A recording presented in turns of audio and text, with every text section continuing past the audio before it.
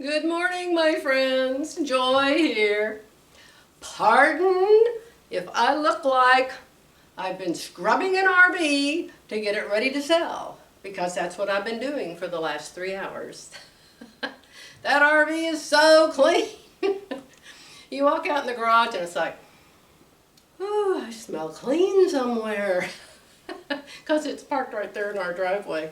Yeah, we got a bunch of people coming to look at it, so I told Jerry, you got one chance for a first impression. Let me clean it. Okay, according to Siri, today is Wednesday, September 15, 2021. Let's see what the book has to talk about today. Ooh, I like this subject. Real friendship. Well, I can count my real friends on one hand. Don't even need the whole hand. Yeah. If y'all have known me for a long time, you've heard me talk about how many friends I've lost. And then you have all, in your great wisdom, told me sometimes people come into your lives for just a season because there's something you need to learn from them or something they need to learn from you. And I think that is so, so true. I just had that happen recently.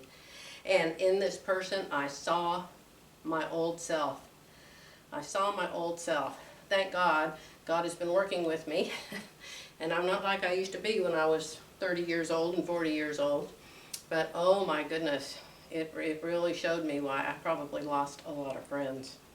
Okay, dear ones, real friendship. Jesus is talking in John 15:15 on September 15. Can remember that, John 15:15. I have called you friends, for everything that I learned from my Father, I have made known to you. Have you all heard that song, I'm a friend of Jesus, Jesus is a friend of mine, something like that? I wondered if that was in the Bible, and there it is. It sure is. I'm a friend of Jesus. Wow, talk about a true friend, a real friend, one who will never, ever stop loving you, stop trusting in you, stop believing in you. One who knows you, knows you. Inside out knows you. Your heart, your mind, your soul, everything you do every day, everything you say every day, everywhere you go every day. And he still loves you. Wow. If we could find a friend like that on earth. Jesus is your friend and you are his. What does that mean on a personal level? A friend cares about what you're dealing with and willingly shares your load. A friend comes alongside you without even being asked.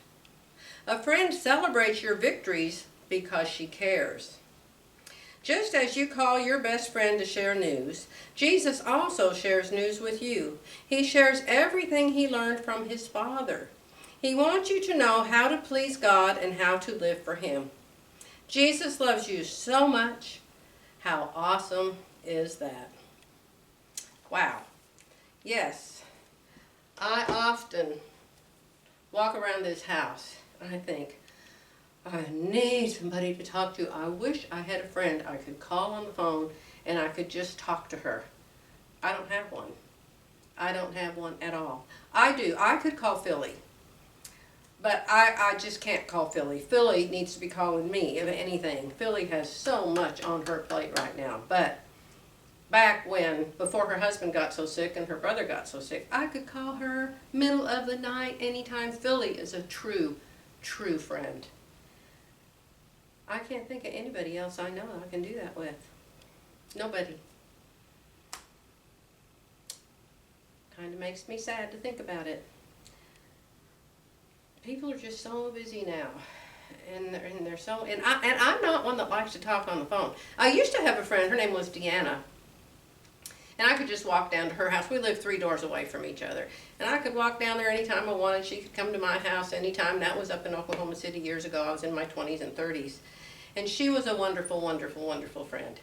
But she's about 14 years older than I am, and she's deep into dementia right now. And last time I called, Jerry and I called to talk. She said, Robert, take this phone. I don't even know who these people are. So she was a dear, dear friend for many, many years. And I just stop and think, way, way, way, way back when my kids were little bitty, I had a really good friend named Debbie, and talked to her every single day, saw her every single day. She lived across the street from me, but then they moved away, and so, you know, you lose people when they move far away sometimes. But friends, friends, and yes, I can talk to Jesus, but I don't like to go to him and just gripe and complain and say, Jerry did this and he said that and so did this and so did that. You know, I don't want to bug Jesus with petty little stuff, but I'd bug a friend with it, wouldn't you? How's your day? Well, I was using the rotary cutter and I cut my fingernail off. Does Jesus care about that? He already knows about it anyway. So Jesus is different, in my opinion, of how you can call him up and just tell him. Although I do pretty much talk to him all the time because he's all I've got. But I do miss a friend that you can just see every single day and talk to every single day. All right, dear ones, I've got to finish my bedspread for the number 2. We're just going to have one RV here pretty quick. I'm pretty sure we'll sell this RV. Jerry and I took one look at it and bought it. And it's just that nice. It's a 2020 and it's like brand spanking new. Every time I walk in, I was cleaning it today and I thought, I miss this, Jerry, I miss this, Jerry. Let's keep this one and sell the other one. But you can't get your sewing machine in this one. And it doesn't have a diesel engine. So we're getting used to the newer one.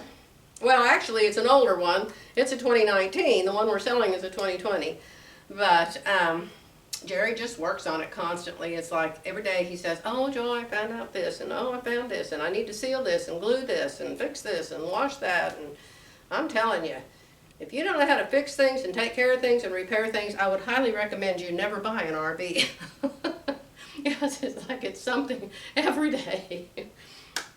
Okay, dear ones, I love you. Yes, you are my friends. No, you don't live next door. Or I would go over there right now and say, let's go out on the patio and rock in the swings and talk.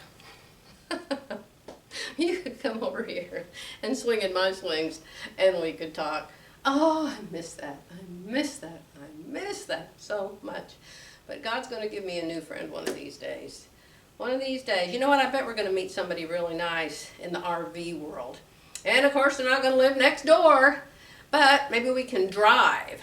You know, we can take our RV and they can take their RV and we can take our RV and we can like meet in the same place and then we can be next door to each other and go back and forth to RVs. How about that? Oh, I have another really good friend too. I forgot, I have a good friend Deb in Missouri. But I don't call and talk to her a lot either because she's so busy. She teaches people how to sew. And so you never know if she's free or if she's got students in her house. And she's not like me. She's not always having a pity party. She's a real positive person. And things don't get on her nerves like they do mine. You know, she's much, much easier to get along with than I am. So, just about everyone is, to tell you the truth. Perfectionists are hard to get along with, you know. I'm going to stop this for today and get in there and work on my very, very large quilt bedspread for the rest of the day. Waiting for a bat to come from Amazon, and it won't be here until tomorrow or Friday, but I'm going to get everything else done except for that. I'll be back tomorrow morning, so until then, have a good one.